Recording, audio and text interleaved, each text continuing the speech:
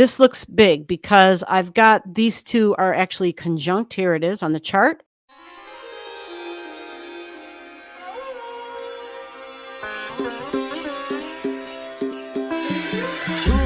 Hello, everybody. This is G, and it's just G. You're stuck with just G. Kathy and Zoe are in the other room sleeping or doing whatever. Yeah, they're sleeping. They've been sleeping a lot today, actually. It's been a very nice, warm day, and they're loving it, so they're happy. And when they're happy, yeah. All right, so you saw a little bit of a glimpse of the chart for June 3rd. June 3rd, the week of June 3rd.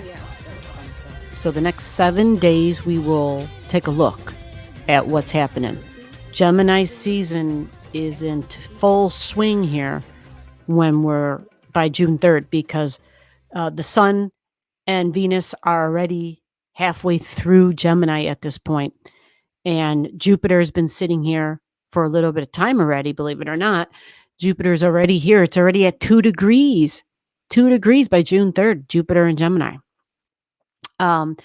The other thing is that Mercury, just the day before, I believe, Mercury just went into Gemini at 0 degrees early Monday morning. So for some of you, depending upon where you live. But either way, the reason I mentioned Mercury and the reason I'm kind of pinpointing the time is Mercury is your mind. It's my mind, right? It's our mind. It's the way we talk, the way we think, the way we communicate and relate. Those are all Mercury things. It's about learning, right? Your hunger and your curiosity, that's Gemini, your curiosity. Some would say, well, no, isn't that Scorpio? Sure, Scorpio's curious, but Scorpio's more about, digging for stuff. It's more of like on a research level. It's a digger. So it's gonna remove stuff to get to the bottom of it. That's more of that deep Scorpio research type of thing where we're just going endlessly down to the bottom, further and further and further down to get to what is below the surface, right? To get at the very root level of something. Gemini is more about the surface. It's not below the surface stuff. It's not deep like Scorpio energy when it comes to learning and when it comes to getting to something. You see? So there's a big difference with Gemini energy. And some even say because it's Mercury and it's the mind and Mercury rules Gemini, that some would say, well, then this is like a birth of Mercury, like a birthday to Mercury in a sense, because it's Mercury in its own sign.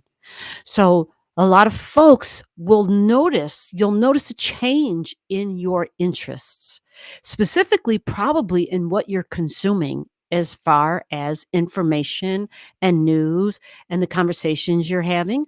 We get really busy anytime Gemini energy gets activated, and Mercury being the ruler here. So we could be doing a little bit more of this. We could even be doing a little bit more of this, or going to the market and the local and the community, right? The farmers markets, because it's the merchant and it's business and it's I'm selling something, you're buying something, sales, talking, communication. Like this is all that Mercury stuff. Gemini in Mercury and Gemini, I should say. Mercury ruler of Gemini. But will it be any different? Because Jupiter's already at 2 degrees. You see? Now, I'm going to show you the chart and we're going to walk through this week. And there is just so much in Gemini, it's insane. But we also have a lot of energy supporting air. We have like grand air trine energy, which means air, Gemini, which means we're going to have stuff in Libra, the next air sign. And then we're going to have stuff in Aquarius, the third air sign. You follow? So it creates grand air trine energy. Now, think in your head, where's Pluto right now? We know, for those of you who've been paying attention to your own chart and following along, and if you don't have your chart and you want to follow along, put your digits below or just comment to me below and say, gee, I want my chart. Let me get a chart. I want a chart that matches the charts you look at. on the channel. That way it kind of is easier to follow along because it's one less thing to decipher when it matches the colors and the symbols look the same and the colors. It just helps if you're learning. Um, the thing is, we know that Pluto is in air, in Aquarius, and Pluto already started its retrograde, right? Pluto got to 2 degrees in 6 minutes, and on May 2nd, it began retrograding. So here we are in June now, and where is Pluto? Well, Pluto's at 1 degrees and 52 minutes. So it's really slow. We knew this. We knew this is normal. This is the way Pluto works. It works on a very deep, below the surface level. So it's not speedy by any means.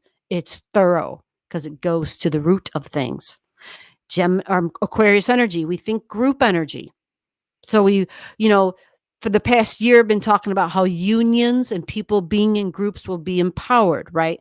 And then we also think of, some of the protesting that was going on, right, on the college campuses, right? Think of the end of April. Think back, the end of April, mid-April, the end of April, people protesting against the crap going on, the horrible things going on in the Middle East, and people saying enough is enough, damn it, right? So there's protest energy involved, but people with power within groups because it's Pluto in group energy, Pluto in Aquarius. And we had people who were protesting over things that they valued, and it had to do with their beliefs. And college campuses was all part of it because Jupiter, college campuses, higher education, Jupiter, beliefs, Jupiter was in Taurus, my values, who and what I value. You follow? But Jupiter moved. So now, what's it all going to look like with Jupiter and Mercury and Venus and the Sun in Gemini? Gemini energy is definitely learning and teaching. It's social media, it's e-commerce, right? So we think of salespeople, but the online salesperson and the online platforms, the digital platforms, the social platforms, communicating online. Okay. So normally Mercury, because it can represent the traveling, if it's traveling, it's usually short distances. So that's why I mentioned like flea markets or farmers markets or just something within your community, your local shops, your merchants, your post office. You got to go grocery shopping, something that's local. You're not driving real far. Opposite of driving real far would be the Sagittarius, like going on a journey in the car, road trip, cross country, Saggy. Gemini, short distances. Could even be walking, right? Because you're in your neighborhood. Gemini energy is thirsty to learn. Remember, it's the curiosity. So what are we learning? What are we talking about? What are we communicating about? What are we sharing? Gemini, what are we sharing? Yeah. So Pluto, right, up there in Aquarius, instead of me talking about it, let me show it to you. You see it? 152, Pluto. Power, deep power, power at a deep level. Remember, these can be authoritarians, but it also lends power to people power, people in groups, people understanding their power because they're able to be in that group, the collective power, right? And that there is power within the people. And this is, Pluto in Aquarius until 2044. So people being and feeling empowered. And this is for deeply meaningful purposes. It's not about abusing a power because Pluto will check us if that happens. But getting back to the point of Gemini season and June 3rd, you see it at 152, right? 152, right? And you see Oculus at 5. I forget the name of this one. Oh, it's called America at 11. Agriculture at 14. Quite a few things also in Aquarius. Now we take a walk over to Gemini energy and holy crap, we got a lot going on here. There's a lot. Didn't even mention Sedna. I know I have a video up on it. So those of you who've watched the channel, who've been watching the channel, you're familiar with this, right? Gemini, 0 degrees, 029 is Sedna. right? There's a video on the channel that gives you the deep dive on Sedna if you need to know more about her. There's a lot there. It has to do with the past, and it's a wound. It goes way the hell back. So if it's in Gemini, remember Mercury rules Gemini. Think about Gemini energy, think about Mercury, and think about wounds about learning, wounds about talking and communication. I can speak to this when I was a child. Like, I didn't know it at the time. I don't really remember a whole lot at a certain age, but my mom would save like she made up envelopes that had a child, a name of each of us on the envelope. And so some of our mementos from childhood, whether it was artwork or whatever the hell, right? They were stuffed in the envelope. So one day I came across my envelope, or my mom gave it to me. I don't know. I can't remember how that passing of information went on, Gemini, but I had the envelope and I'm looking through it.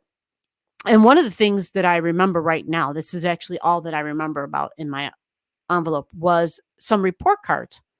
And there was stuff about preschool, kindergarten, all of grade school, like all of my report cards were in here. And let me tell you, if I were to show you those report cards today, like preschool, kindergarten, first, second, third grade, fourth grade, like it was like all F's. It was like all F's. And so I'm sitting here as an adult and looking at this and I'm thinking, how the hell did I get to where I am right now? I mean, I'm not like I'm some, but you would think someone with all F's, like, okay, how do you even function?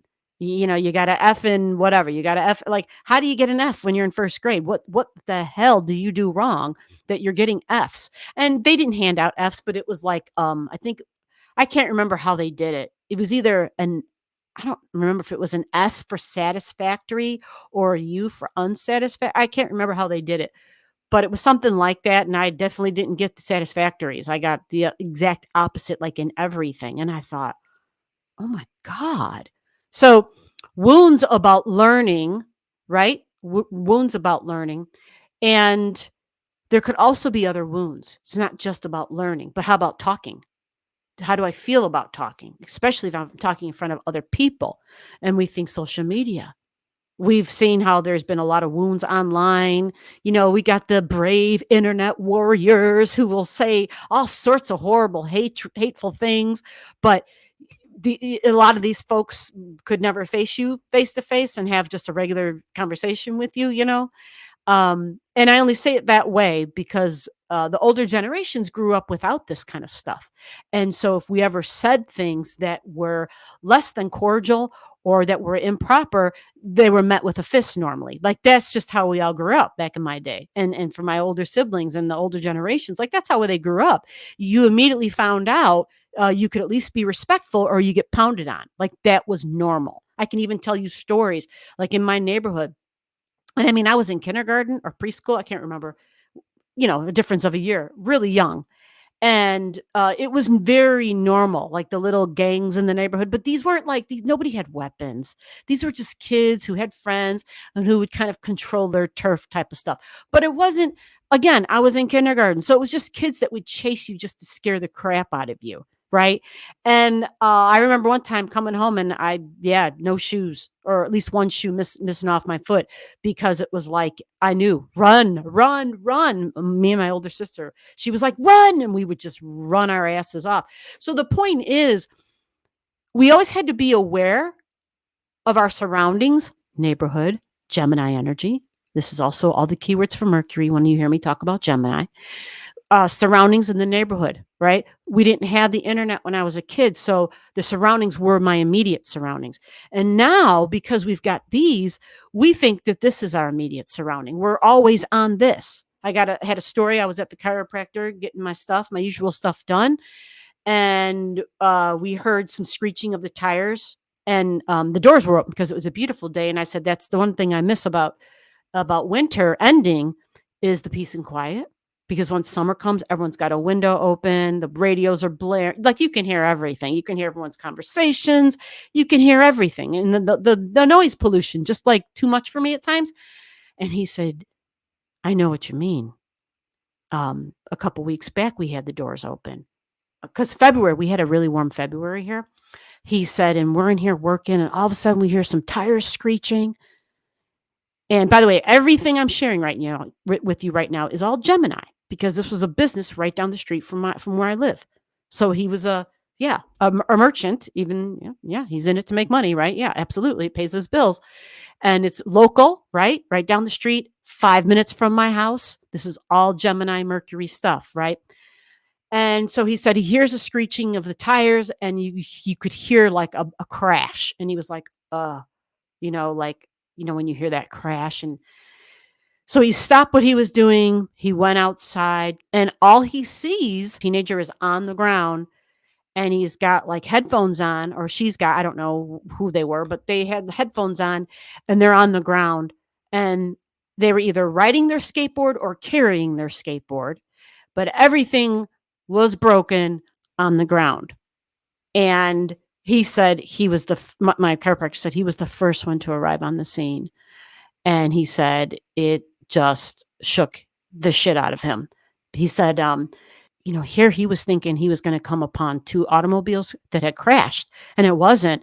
It was somebody crossing the street, is what happened, because he hung around to find out what the hell went on. And so the automobile was taking a left-hand turn, and a pedestrian was crossing the street, and people not being aware of their surroundings, uh, don't know who, whatever, but the details of it. Either way, the pedestrian got hit.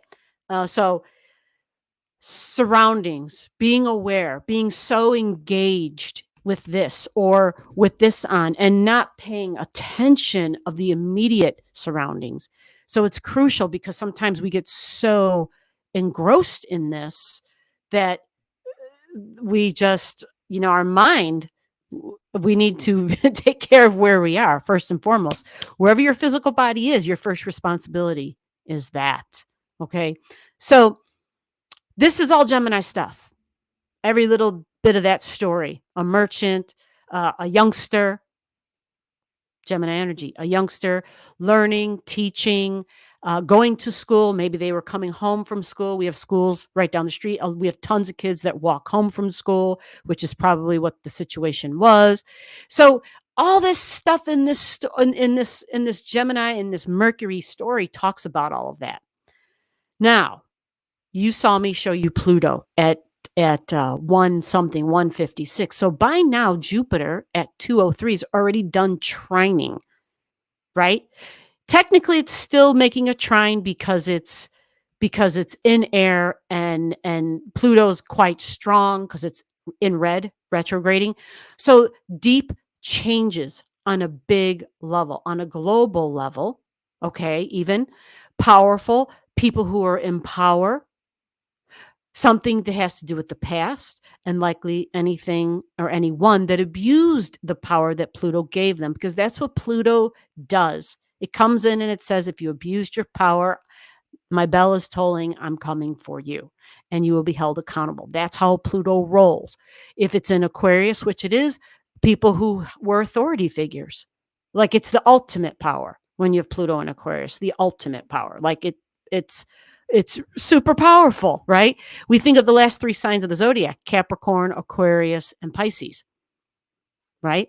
Capricorn, Aquarius, and Pisces. As Pluto travels through these last three, this is the ultimate power. Capricorn are the bosses. Aquarius can be the bosses as well, along with group energy, by the way, and the youth challenging those who are the power and the authority, the old guard, so to speak, and saying, say, screw you. This is my world. You're going to be gone and dead in 20 years.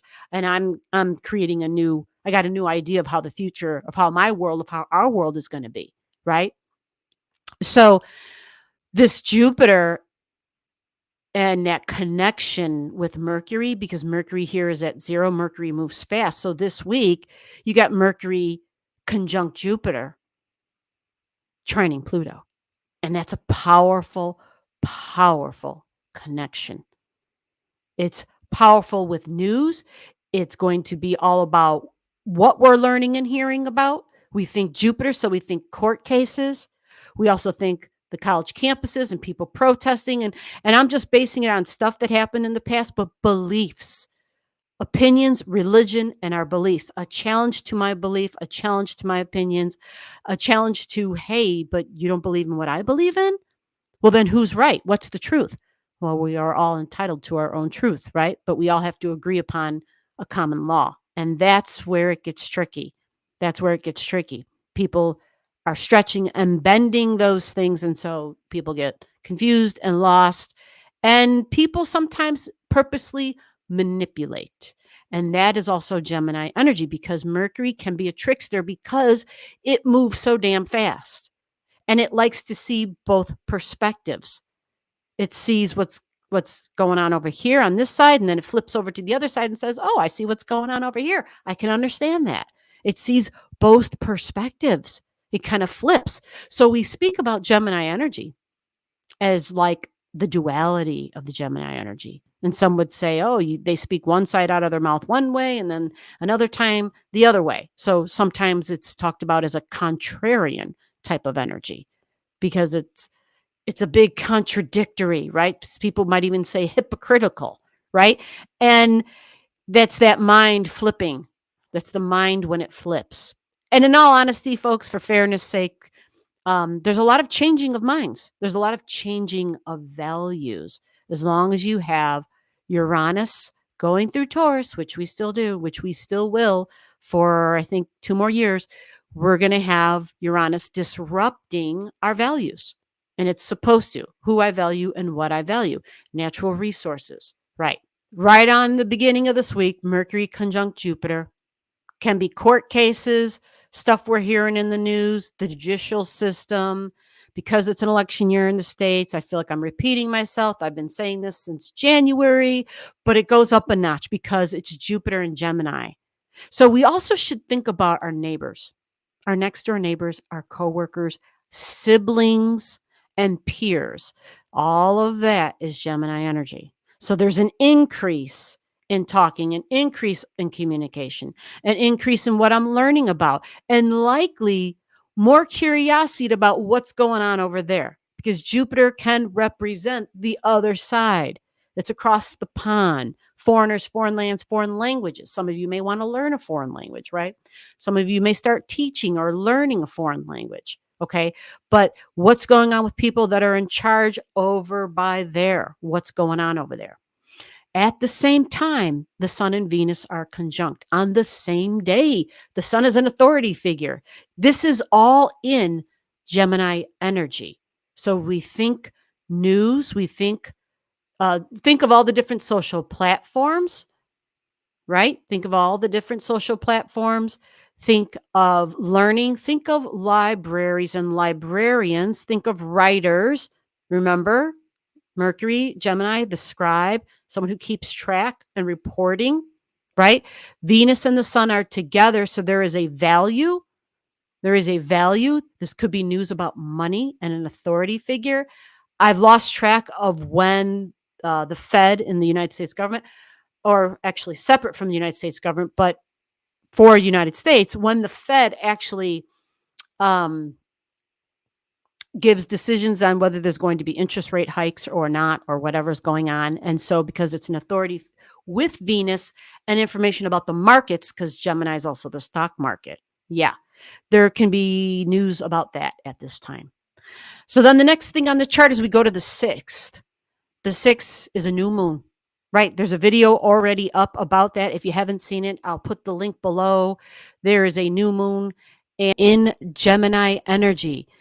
This is interesting because it's not far away from this, right? We got the sun in Gemini at 13. So we're paying close attention because by the 6th, we've got a new moon 16 degrees in Gemini, which means Venus will be conjunct that new moon. There's another video out again for the details on that. Go watch it, but take the keywords for Gemini energy and think new cycle beginning. All right. Okay. We move on to the 7th. If I can get my chart over to there, we move on to the 7th and we have Mercury now still in Gemini energy and it is trining. Look what it's trining. There's a grand trine with the South Node in Libra. South Node in Libra. South Node is a release and a let go. And Black Moon Lilith. Holy moly. All right. This is This looks big because I've got these two are actually conjunct. Here it is on the chart. You got the South Node and Black Moon Lilith sitting near each other. Now, Lilith is already at 16 here. So technically, the day before, Lilith was right on that South Node. This would represent a partnership energy and a big release of some sort in a partnership energy. Okay. Some sort of a release. Now, because it's Mercury being conjunct it, Mercury at degrees close enough where it's going to have a conversation and a communication, this brings up conversations, things that are in the news, things that are in the news about diplomacy and important conversations, or I should say, important information to hear about what's going on, whether this can be marriage or business partnerships. Because that Mercury, even though it's still at a lower degree here, if we go over to Gemini, right? The very next day, Mercury doesn't fly up and move 10 degrees, right? Right. But what happens is Mercury pulls out in front of Jupiter and sits between Jupiter and Aldebaran on the 7th, by the 7th, right? So Aldebaran is very powerful, okay? It bestows great power. It's usually about the ability to communicate. So normally we would hear things because it's Gemini, what we're learning about, what we're hearing about, what we're sharing about. We think news, think of schools, think of social media, think of sales, think of the stock market, think of the housing market. This can be key here when I say the words housing market, because Mercury and Gemini rule that, but it's also think of real estate. Commercial real estate can be included in this. I think homes is going to be more prominent because of the degree of that South Node, because of Black Moon Lilith. There's this fascinating thing going on around that 14-degree mark for this week, and it gets stronger as the week goes on because Mercury will increase in numbers and get closer to Aldebaran. Remember, Mercury can move like a degree and a half in a day. So by the end of this week, you got Mercury getting closer to Venus even, right? Well, Venus has moved on actually, but Mercury moves on.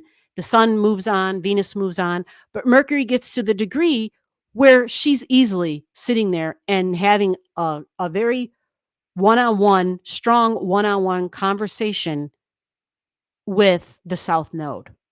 So remember, news about something that is being released, a partnership that is being released. Even by the Sunday, the 9th, you've got Mercury at 12 degrees. Mercury sitting there at 12. Okay. Now, I think this is going to be when I think about that degree and I think about the release and I think about business and I think about the 14 degrees and how we can fold in. We think of like moon and Cancer energy. So we think of the public. We think of homes and housing and the necessities and businesses, right? So commercial real estate and housing market might be some information. And if there's a release and it's in Libran energy, the courts can be involved, legislation can be involved, the judicial system can be involved, writing up, there can be new laws and bills passed. Not going to hold my breath since we have a hard time doing that lately in the United States. But there's a combination of, let's put it like this. Look at all the air. There's an abundance of air between 11 and 20 degrees in this chart. There's just an abundance, you see, air. So that grand air trine energy, things happen. We start talking, we're writing, whether it's writing and signing contracts, because that's a lot of the Libra energy, contracts. Gemini energy, we're talking about the contracts, we're writing the contracts. In Libra, we involve a lawyer and we're signing contracts, right? When we go and move on up to Aquarius energy, this is like that, remember the ruler, right? Ancient ruler of Aquarius. It is Uranus, so it's new, it's different, but it can be surprising. It can be disruptive. We can be talking about creating a new form and a new rule and a new way that we want to move forward, because Saturn is also the ancient ruler here. And so it's it's literally building something. It's Saturn. But when Saturn builds in Aquarius energy, because it wants to do something that's for the long term, it's these great ideas. So we think back in history, we think of when some of those presidents in the United States, when they signed things like the New Deal, things that were these great ideas that helped a large group of people, helped a large group of people. Aquarius energy even, yeah, has that humanitarian vibration to it, right? So social causes, we think of social systems. We think of the safety nets of those social systems and what they're there for. And so there's deep changes coming, right? But we might be just hearing about people, oh, I don't know, campaigning on different ideas of what they hope to do and change within their administration. For sure, I would expect to hear about that. So, with all this energy in Gemini, the news and the media and learning and teaching and schools and just sales and the stock market and the housing market, it's really amped up because now Mercury and Jupiter, the Venus and the sun, yeah, together. And so this week the big news is that new moon that's going to be happening on the 6th. Because we have a lot of court cases going on in the United States, some of this news will for sure include some releases of partnerships, whether it's lawyers who are no longer in a partnership with their clients, whether it's diplomatic partnerships, when we think of over by there, right, across the pond, diplomatic changes of some sort, people who were empowered, just changes of something happening. And usually anytime Lilith is involved, it's usually a big event. That's just what history has shown us. It's usually something that's like, oh shit, right? There's usually some of that going on. The next date I have written on this chart is for the 8th. At this time, at the beginning of this week, you see I got Mars at 25. Well, by the 10th, Mars enters Taurus. So if Mars enters Taurus at 0 degrees, 1 degrees, 2 degrees, you got Mars squaring Pluto. Right, because Aquarius energy is fixed. It's fixed air. Taurus energy is fixed, but it's fixed when the energy matches. It's going to be stress and tension. Fixed Earth squares fixed air, and Mars will be squaring Pluto. And because it's a square, there is usually additional power here. They bounce their energy off of each other. We don't feel weak when it's a Mars squaring Pluto. We feel very much invigorated and empowered because think of what Pluto does. It's deep power and it just shoots it out, right?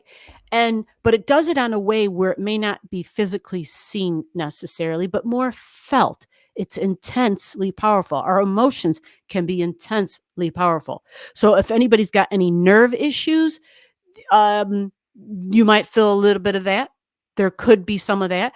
But usually when it's Mars squaring it, it's usually we get amped up with our physical strength and our endurance because it's our physical body, and it's in Taurus, which is your endurance and your stamina.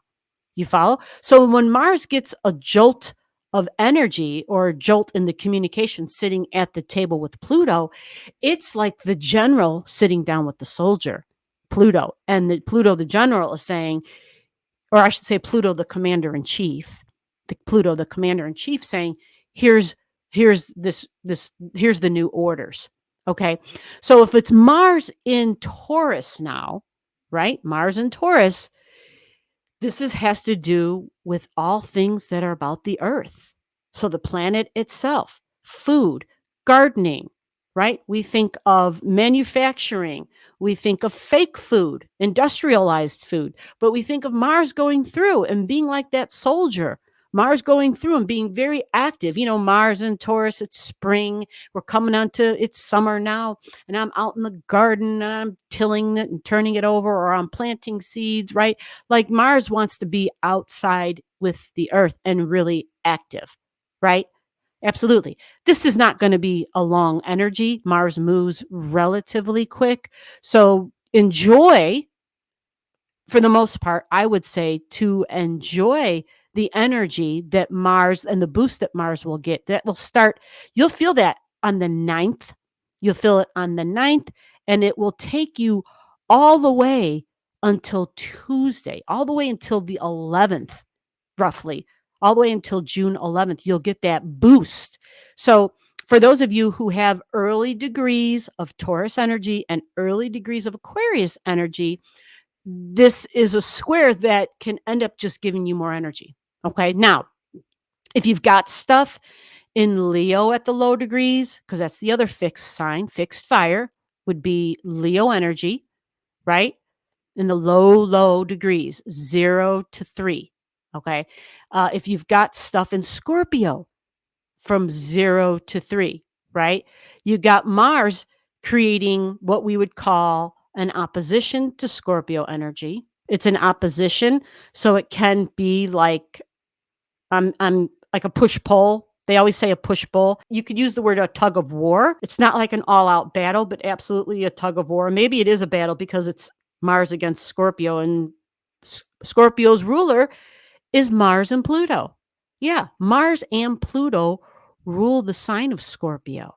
So you see, we got Mars and Pluto showing up pretty big this week in a lot of ways, I would say. And I think that's not an exaggeration, because Gemini, you got Jupiter and Mercury that are going to be communicating directly with Pluto up there in Aquarius. You see, so overall, I don't see too much insane or unbelievably surprising things, because we don't have anything making like a direct connection with Uranus. There's no conjunctions with Uranus, which is like the shocks and the surprises. However, Eris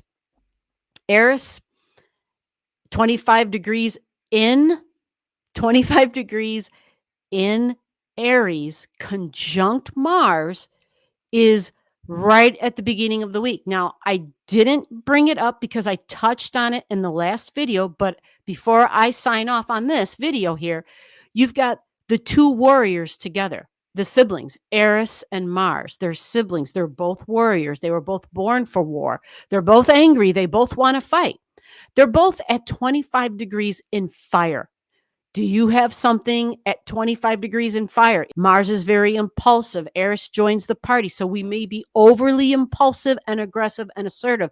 You want to be cautious. You want to just pay attention to yourself and your impulses. Remember, Aries is the fine wine. It takes a while for it to mature. All right. The square to that Mars and Eris energy would be cardinal. So if you have anything in Cancer energy at 20, 23, 24, 25, 26, 27, it's going to be like right here. That's going to be difficult. And in Capricorn, 23, 24, 25, 26, 27 degrees. There's nothing by transit, so I didn't bring it up, but now that we're on it, we are feeling some intense energies, so there can be intense communications, because Mercury, remember, Mercury is conjunct Jupiter, communicating directly with Pluto. Like they're all sitting at a table together for a few days. Just 3 days. It starts at the beginning of the week, and then Mercury pulls ahead. Okay. So we started off this week, to summarize it, June 6th, but by June, then Mercury hits Aldebaran once it passes Jupiter. So even by like June 9th, the intenseness of from the 6th to the 9th, right? Those 3 to 4 days, they're intense communications, right? Power moves. We're hearing about powerful stuff from people who are in power. Again, these can be people who abuse their power. These can be people, groups of people working together to organize, to network. Big key word. Gemini and Aquarius, huge networkers, right? And Venus, the ruler of Libra energy, is the partners. So from all the networking that happens in Gemini, from the networking that happens in Aquarius, there's partnership energy. And so that brings us back again to that south node and a release of old partnerships, possibly to strike up new partnerships. So it's an intense week. It has to do with the past, because the moon vibration gets triggered with a new beginning. But with that new beginning, we have to release some of the old stuff. And remember, beliefs and the battle about, well, this is what I believe, and so we should all believe it, right? No, it's really, we're learning how to manage with the variety and the differences in the beliefs. Okay, that wraps us up. You got any questions, comment below, and I will see you in the next video. Take care, and remember, I always appreciate your time. Bye-bye.